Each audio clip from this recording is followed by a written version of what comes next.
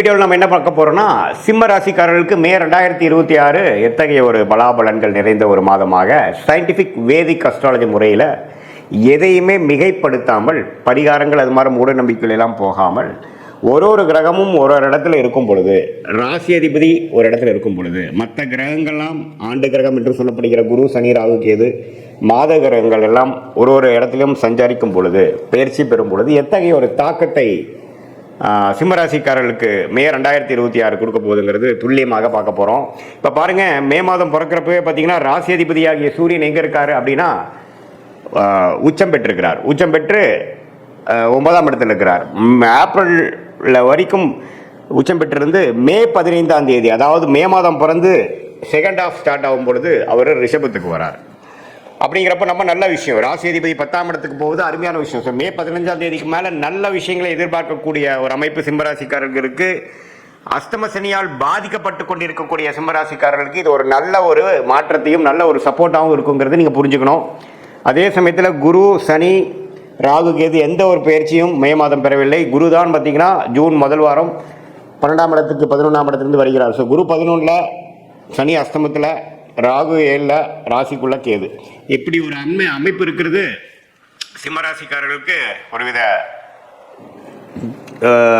தாக்கத்தை, ஒரு மாதிரி மன அழுத்தத்தை, சில விஷயங்கள்லாம் நமக்கு பிடித்த மாதிரி நடக்காமல் இழுத்து கொண்டு இருக்கக்கூடிய அஸ்தம சனி தாக்கத்தில் இருக்கக்கூடிய சிம்மராசிக்காரர்களுக்கு குரு 11ஆம் இடத்துலேருந்து சில லாபத்தையும் சில கெட்ட நேரத்திலையும் ஒரு நல்ல விஷயம் நடந்துட்டு இருக்கு சாமிங்கிற மாதிரி போகிற அமைப்பு இருக்கு. அதே சமயத்தில் சூரியன் மே 15க்கு அப்புறம் 10ஆம் இடத்துக்கு போகுது, மிகவும் நல்ல விஷயமாக இருக்கு. அதே சமயத்தில் சுக்கிரனும் பாருங்க மே 15ஆம் தேதிக்கு மேலே 10ஆம் இடத்துலேருந்து 11ஆம் இடத்துல போய் குருவோட சேர்றாரு, அதுவும் அருமையான விஷயம். அதே சமயத்தில் புதன் 9ஆம் இடத்துலேருந்து மே 15க்கு மரம் செகண்ட் ஹாஃப் ஆஃப் மே மாதம் 10ஆம் இடத்துக்கு போகுது, சுக்கிரனோட வீட்டுக்கு போகுது, அருமை.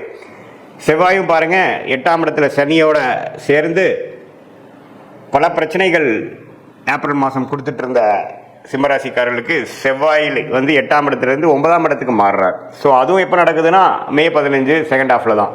ஸோ செகண்ட் ஹாஃபுக்கு அப்புறம் ஒரு நல்ல மாற்றத்தை கொடுக்கக்கூடிய ஒரு அமைப்பாக சிம்மராசிக்காரர்களுக்கு இருக்குதுங்கிறது நீங்கள் தெரிஞ்சுக்கணும். ஃபர்ஸ்ட் ஹாஃபில் ஒரு மாதிரியாக தான் இருக்கும், ஏன்னா சனி செவ்வாய் சேர்ந்துருக்கிறது நல்லதில்லை. இப்போ சனி செவ்வாய் சேர்ந்து தான் இப்போ பார்த்தீங்கன்னா ஏப்ரல் மாதத்தில் இந்த போர்லாம் ஒன்றுமே பிரச்சனைகள் உலகியல் ஜோதிடத்தில் கொடுத்துட்டு இருந்தது. அது சிம்மராசிக்காரர்களுக்கு 8ஆம் இடத்துல சனி செவ்வாய் இருக்கிறனால நம்பவே முதல் 2 வாரம் மே மாதம் கேர்ஃபுல்லாக இருக்கணும், ட்ராவலிங்கில் கேர்ஃபுல்லாக இருக்கணும். உடம்பு உபாதைகளில் டக்குன்னு ஏதோ வலிக்குட்டு விழுந்துருது, பாத்ரூம் போகிறப்போ பார்த்துருக்கிறது, நம்ம எதிர்பார்க்காத இடத்துல ஏதோ சின்ன காயம் படுறது அப்படிங்கிற மாதிரி விஷயங்கள்லாம் வரக்கூடிய அமைப்பு இருக்குது. ஏன்னா 8ஆம் இடத்துல சனி செவ்வாய் சேருவது அவ்வளோ ஒரு நல்ல விஷயம் இல்லை. ரத்த காயத்தை கொடுக்கக்கூடிய அமைப்பு, ஒரு ஆப்ரேஷன் பண்ணக்கூடிய அமைப்பு, அது 10ஆவதுக்கு அஸ்தம சனியாகவே போயிட்டு இருக்கிறனால சிம்மராசிக்காரர்கள் ஏப்ரல் மாதம் எப்படி ஒரு மாதிரி ரிஸ்காக இருந்ததோ அதே மாதிரி மே முதல் 2 வாரம் கொஞ்சம் கேர்ஃபுல்லாக இருக்கணுங்கிறது கேட்டுக்கொள்ளப்படுகிறது. மற்றபடி மே 15க்கு மேலே கடைசி செகண்ட் ஆஃப், கடைசி 3வது 4வது வாரம் பார்த்திங்கன்னா நம்ம நல்ல மாற்றத்தை கொடுக்கக்கூடிய, இதுவரை சில தொந்தரவுகளும் பிரச்சனைகளும் கொடுத்துட்டு இருந்த சிம்மராசிக்காரர்களுக்கு ஒரு நல்ல முன்னேற்றத்தை, தொழில் முன்னேற்றம், வேலை முன்னேற்றம், நம்ம என்ன மாதிரி விஷயத்தில் இருக்கிறோமோ அதில் சில ரெகக்னிஷன், அதில் சில அச்சீவ்மெண்ட்ஸ், நல்ல டிரான்சிஷன் அப்படிங்கிற மாதிரி விஷயங்கள் பெறக்கூடிய ஒரு அற்புதமான ஒரு செகண்ட் ஹாஃப் ஆஃப் மேவா சிம்மராசிக்காரர்களுக்கு இந்த அஸ்தம சனி நடுவில் நமக்கு ஒரு நல்ல அமைப்பு கிடைக்குது. அது ஜூன் மாதமும் தொடரும். சரி, இந்த மாதிரி மாற்றத்தை யார் யாருக்கு எப்படி ஒரு தாக்கத்தை கொடுக்கணும்? மாணவர்களுக்கு பார்த்தீங்கன்னா இதுவரை ஒரு மாதிரி டல்லாக இருந்து பெருசாக ஃபோக்கஸ் இல்லாமல் படிச்சுட்டு இருந்தவங்களுக்குலாம் நல்ல ஒரு ஃபோக்கஸு. அதே மாதிரி முதியோர்களுக்கு உடல் உபாதை, ஆப்ரேஷன்லேருந்து ரெக்கவர் ஆகுறதுல பிரச்சனை, மெடிசன் கரெக்டாக ஒர்க் ஆக மாட்டேங்குது, பேக் பெயின், முட்டு வலி, பெண்களுக்கெல்லாம் பார்த்தீங்கன்னா மாதவிடாய் பிரச்சனை, அடிவயிறு கோளாறு, யுட்ரஸ் ப்ராப்ளம், இது மாதிரிலாம் தொந்தரவு கொடுத்துட்டு இருந்ததுலேருந்து கொஞ்சம் மீண்டு வரக்கூடிய, கொஞ்சம் ரெக்கவர் ஆகக்கூடிய ஒரு அமைப்பாக மே 15க்கு அப்புறம் செகண்ட் ஹாஃப் ஆஃப் மே மாதம் கொடுக்குதுங்க.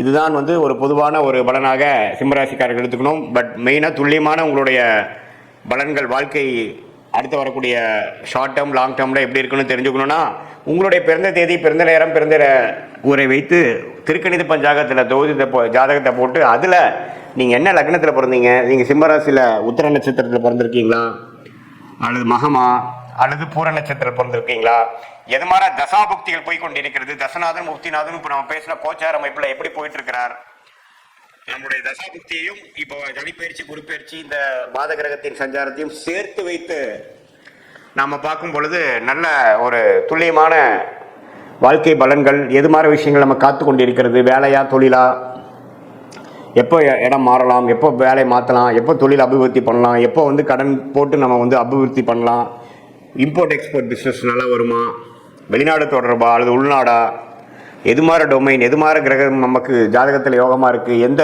ப்ராடக்ட்ஸ் நம்ம பண்ணால் நல்லாயிருக்கும், அரசு உத்தியோகமா அல்லது ப்ரைவேட் செக்டாரா, எது மாதிரி அமைப்புகள் இருக்குது, படிக்கிறதுக்கு வந்து நம்மளுடைய குழந்தைகள் மாணவர்கள் வந்து எது மாதிரி படிப்பு படித்தா அவங்க நல்லா வரும், அவங்க வெளிநாடு யோகம் இருக்கா, அல்லது வந்து நம்மளுடைய ஓன் பிஸ்னஸ் பண்ணக்கூடிய அமைப்பு இருக்கா, அதே மாதிரி இல்லத்தரசிகளுக்கெல்லாம் எப்போ வந்து அவங்களுக்கு ஒரு நல்ல நேரம் வருது, எப்போ அவங்க வீட்டை வசதிப்படுத்திப்பாங்க, எப்போ வண்டி வாங்கக்கூடிய அமைப்பு, வீடு வாங்கக்கூடிய அமைப்பு, சொத்து வாங்கக்கூடிய அமைப்பு, எப்போ நம்மளுடைய ப்ராப்பர்ட்டி விற்க முடியும், எப்போ உடல் உபாதைகள் குறையும், குழந்தை பேர் எப்போ நடக்கும், எப்போ இது எதிர்பார்த்து கொண்டிருக்க ஒரு 2-3 வருஷமாக குழந்தை பேர் எதிர்பார்த்துட்டு இருக்கக்கூடிய சிம்மராசிக்காரர்களுக்கு எப்போ விடிவு காலம் வரும், எப்போ உடல் உபாதைகள்லேருந்து நம்ம மீண்டு வருவோம், அது எல்லாமே பார்த்தீங்கன்னா சயின்டிஃபிக் வேதிக் அஸ்ட்ராலஜி முறையில் எந்த விதத்திலும் மிகைப்படுத்தாமல் நம்மளுடைய ஒரு கிரகத்தோட அமைப்பு எப்படி, ஸ்தானபலம் எப்படி, திக்பலம் எப்படி, திருக்பலம் எப்படி, இந்த அமைப்பெல்லாம் நம்மளுடைய ஜாதகத்தில் எப்படி இருக்குது, இப்போ நடக்கக்கூடிய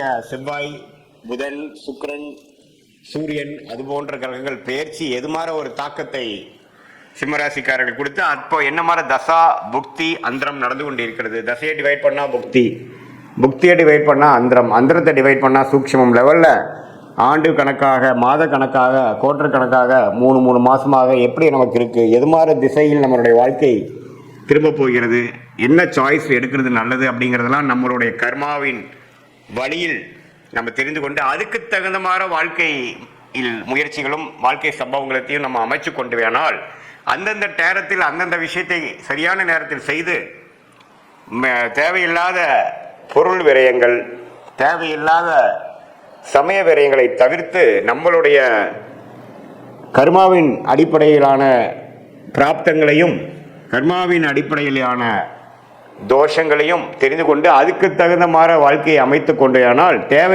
தேவையற்ற நம்மளுடைய மன சஞ்சனங்கள், தேவையற்ற முயற்சிகள், நீங்களே வந்து உங்களுடைய பிராப்தங்கள் தெரிந்து அதுக்கு தகுந்த போனாவே உங்களுக்கு தெரியும் எது மாதிரி விஷயங்கள் வேகமாக நடக்குது, எது மாதிரி விஷயங்கள் நமக்கு வந்து நம்ம இழுபறியாக இருக்குது, எது வந்து கர்மாவை நம்மளுடைய நேர் டைரக்ஷனில் போகிற மாதிரி இருக்குது, எது எதிர்நீச்சல் போட வேண்டியதாக இருக்குதுங்கிறது உங்களுக்கே நம்ம சொன்ன பலன்கள் செஞ்சு வாழ்க்கையில் செய்கிறப்பவே அதோட ரிசல்ட் தெரிஞ்சு அது கரெக்டாக இல்லையான்னு நீங்களே தெரிஞ்சுக்கலாம். ஸோ சயின்டிஃபிக் வேதிக் அஸ்ட்ராலஜி முறையில் நல்லபடியாக நம்மளுடைய பிராப்தங்களை தெரிந்து அதுக்கு தகுந்த மாதிரி வாழ்க்கையை அமைத்து வாழ்க்கையில் வெற்றி பெற முடியும் என்று சொல்ல விரும்புகிறேன். மீண்டும் மற்றொரு காணொலியில் சந்திப்போம். நன்றி, வணக்கம்.